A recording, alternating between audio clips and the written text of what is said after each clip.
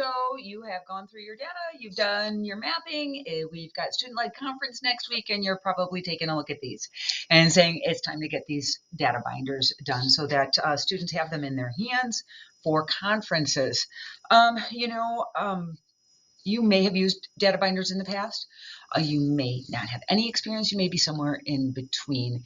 And one thing that I want to talk about is why they're so important. There's research behind them.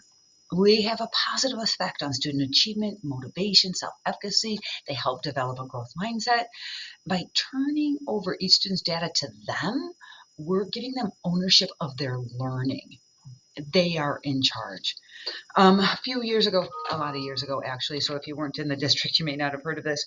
We had SMART goals that were done with the SMART tree form, and this is what it looked like. And we had to go through and make some decisions and fill. I'm sorry, I'm covering up the school because I don't want anybody to see who this is. You had to have school indicators, school measures, school targets. You see, we had 6 targets here. This was written in 2015. It was supposed to be revisited back in 2017 for that's where our goal was. And of course, along the way for the next 2 years, we were working on this. Well, this was laminated, hung inside of buildings, and some schools were probably really great about going back. I know where I was, it hung there. The next year when we weren't working on them and we changed over to something else, because that happens, it was still hanging there. It might still be hanging in the building, but we never revisited this. The last time it was edited on Google was October of 2015, and the document was made in September. So we don't want our binders to become that. We don't want them to be coloring pages or worksheets. As with anything new, we don't want to just dot our I's and cross our T's and say, it's done, I did it with them, and then they didn't make a difference, I'm sorry. We didn't give them a chance. We need to believe in the power of students being reflective and giving themselves some feedback, because who's better to take control of the data than the person that it's going to affect most? When students track their own growth and they see the impact of their learning, they see the impact of their practicing, it really makes a difference. It motivates them intrinsically. Kelsey in kindergarten has a PDSA cycle going, and she has the beginning pre-assessment, post-assessment. The post-its on the pre-assessment were falling off, and one of her students was really upset and brought them over and said, Ms. Cooper, we need to put these back. We need to know where we started. Students need to know where they started, and then they need to know where they end. Ambre and I had a conversation earlier this week because her students, when she went to go have conferences with them, they didn't give two hoots about this binder. They were throwing it around as they were flipping through. They were ripping pages. They're scribbling on there. They totally weren't interested. And she and I just had a conversation. We talked about it. We talked about ownership and how the students can feel like that this is theirs. So here's a few things that she and I talked about, some tips that maybe that you could use. Think about how you're going to present it, how you're going to introduce it, whole group. What do you see as the purpose of this binder? What do you want the students to understand is the purpose of this binder? How are they going to add to it? How are they going to be involved in it? How are they going to be using it? Think about things like the cover of the binder. So we have a binder that hopefully you've got a page like this. What can you insert in there to help the students create a cover? Ambre and I talked about doing a font that was like an outline of the students' names, and then they could color it in and they could design it. But you've got their name nice and big in the middle of it. The first page is this. What's here is not the beginning and the end of what a data binder is. The first page is, did you do an interest survey at the beginning of the year? Did you do an all about me? What a great way to start a data binder is, whose is this? And who are they? As you give pages, as you start giving the data, they don't have to start off with all of this at once. They can build it as they go, and it helps it to become theirs. So adding pages as they go, if you give them all of this, it can be overwhelming.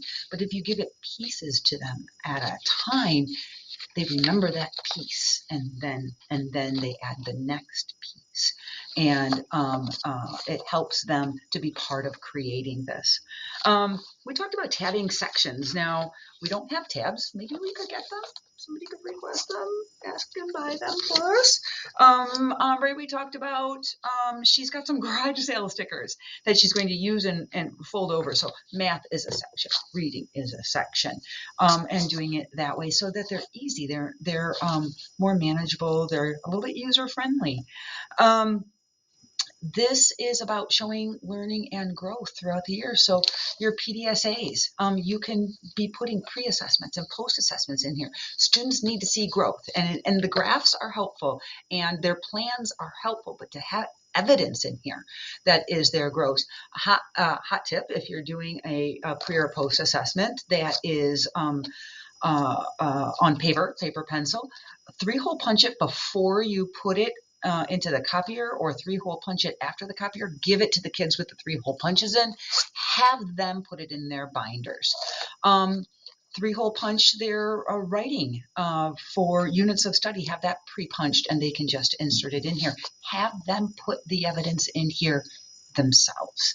As you're doing something in class, the conversations that you have with them, this seems like that we're taking a lot of time to do this. This would be a really good thing to put in our data binder. Have students ask them, you're working really hard on this. Is this something you want to put in your data binder? You really put a lot into this. Have students, do you want them to have the choice that something that they're working on that they're very proud of? I'd like to put this into my data binder. It shows learning. It shows growth. And these goals that are in here, revisit them frequently. Revisit the strategies, the plan that you have frequently. I know some folks are having data Fridays. It's a reminder of what you're working towards, of what they're working towards. And you know what? Adjust the plan if you need it. If it's not working, just like with our PDSAs, have them adjust what they're doing and change that plan. This is a record of an entire year of learning. So Ombre went at it again with her class. And so how did they do? How did they react? Well, she asked them what they wanted to do with the binders. Did they want a cover on it? They did. They were excited about that. They colored and they created a cover on it. But somebody said on the spine, it's just our number. And I don't like being just a number, and I would like my name on the spine too. And she got that from her students. She talked about where should the binders be. The kids don't want them on a shelf in a row that they have to go to. They want them closer. They have individual bins, and they want them in their bins so they can take them out more easily. Ombre thinks it's going to make their bins kind of full, so she's thinking of getting baskets. So each table has a basket that has their data binders in them. And after a day, 2 days of this, something really great happened. When there was a visitor in her classroom, the visitor asked one of her students, what are you guys learning in here? And the student ran to Ombre and said, I need my data binder. Somebody wants to know what we're learning. I want to show them what I'm learning in school. So that is my challenge for you. Make the kids want to grab their data binder. Make them want to show people their data binder. Make them really invested in this.